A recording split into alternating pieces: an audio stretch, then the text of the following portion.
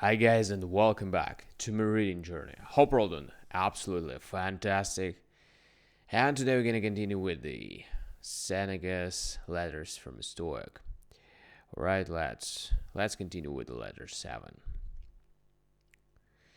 Do you ask me what you should regard as especially to be avoided? I say crowds, for as yet you cannot trust yourself to them with safety. I shall admit my own weakness at any rate, for I never bring back home at the same character that I took abroad with me. Something of that which I have forced to be calm within me is disturbed.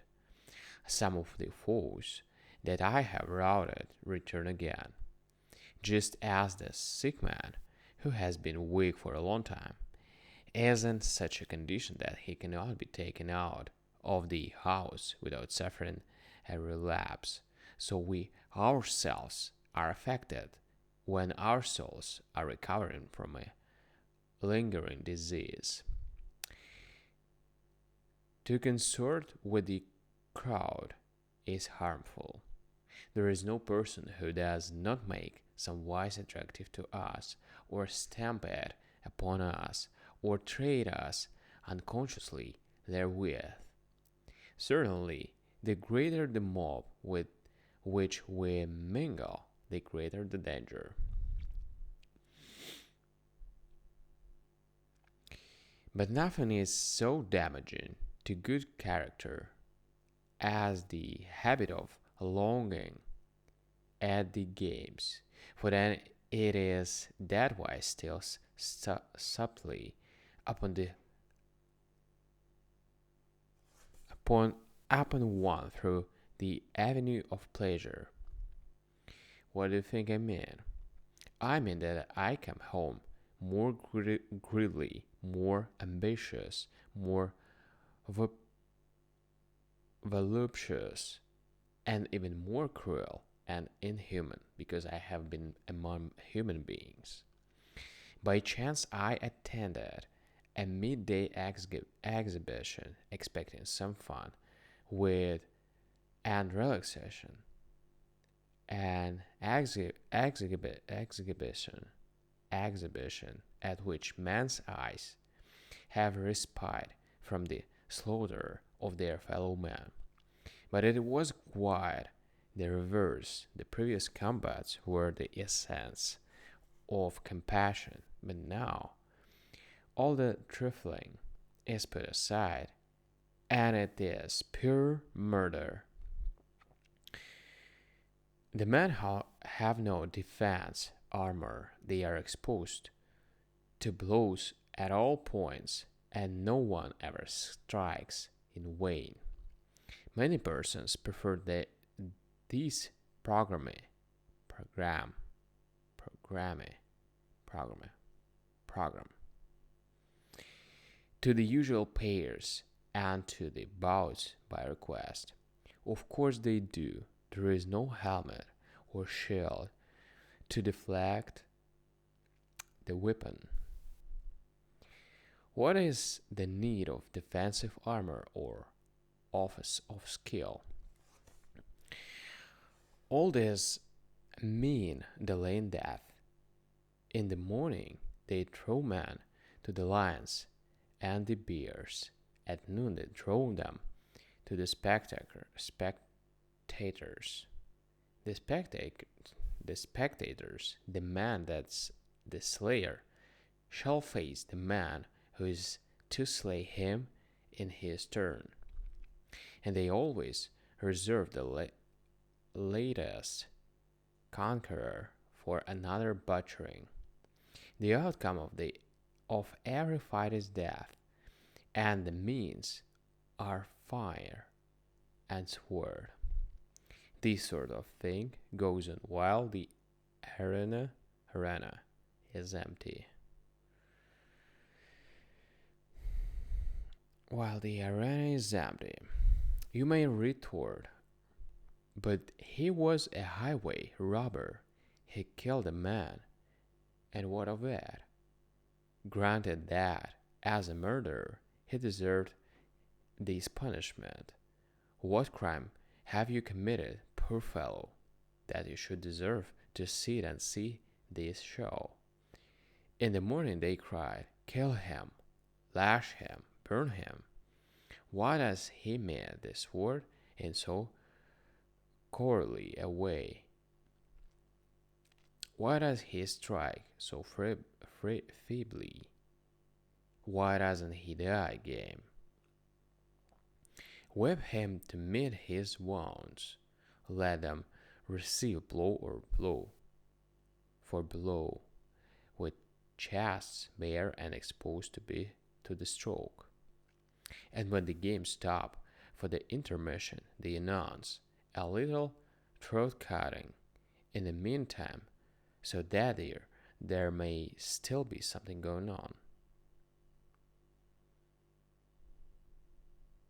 Come now, do you not understand even this truth, that a bad example reacts on the agent? Thank the immortal gods that you are teaching cruelty to a person who cannot learn to be cruel.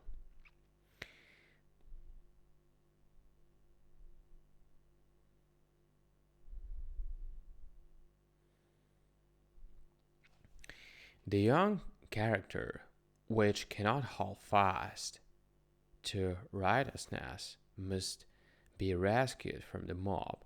It is too easy to side with the majority.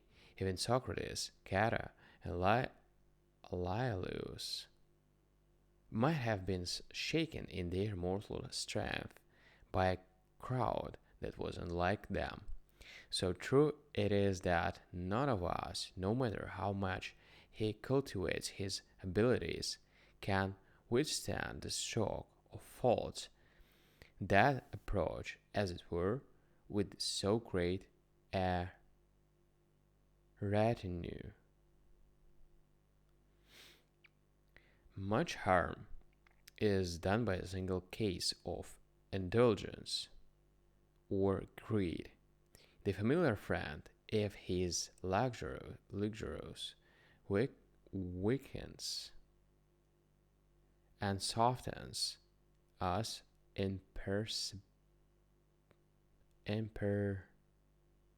imperceptibly. Right? The neighbor, if he be rich, rouses our covetousness. The companion, if he be slanderous, rubs off some of his rust upon us, even though we be spotless and sincere. What then do you think the effect will be on character when the world at large assaults it? You must either imitate or love the world.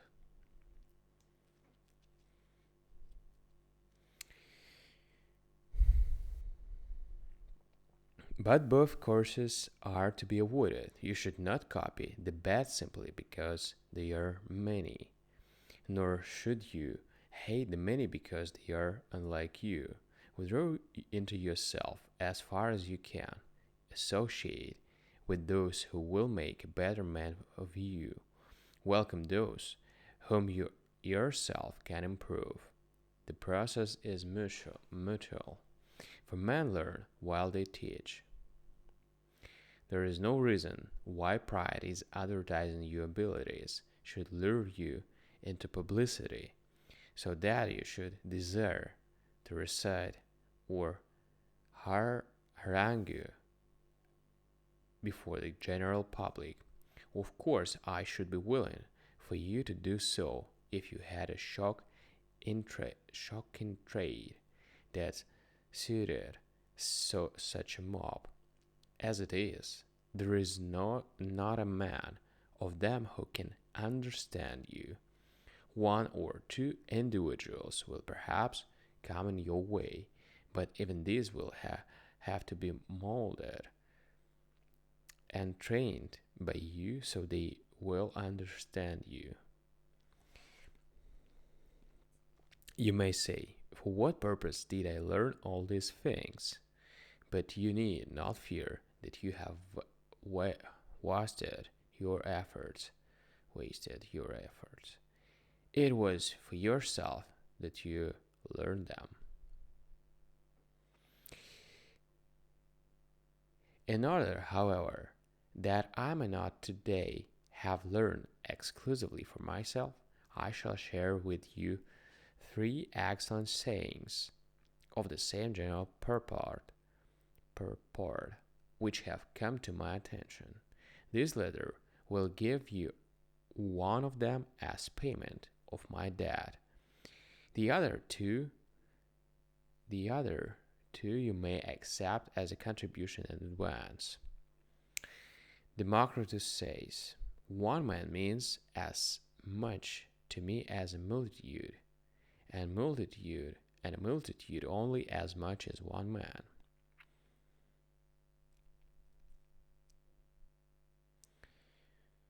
The following also was nobly spoken by someone or other, for it is doubtful who the author was.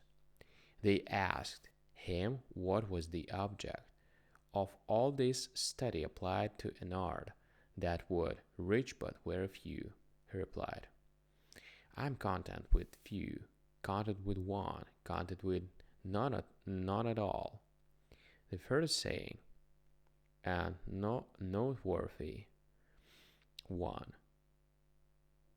2 is by Epicurus, written to one of the partners of his studies. I write this not for the many but for you. Each of us is enough of an audience for the other. Lay these words to heart, Lucius, that you may scorn the pleasure which comes from the applause of the majority. Many men praise you, but have you any reason for being pleased with yourself, if you are a person whom the many can understand? Your good qualities should face in words. Farewell. Alright, guys. See you tomorrow with the next letter. Thank you. Bye.